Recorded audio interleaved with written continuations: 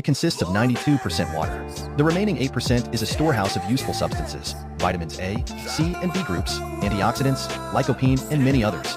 Watermelon has a red color due to its content of lycopene, a powerful natural antioxidant. The fat and protein content in their flesh tends to 0. The stems of this plant can grow up to 4 meters in length. Most people eat the juicy flesh of a watermelon, but everything is edible in this fruit.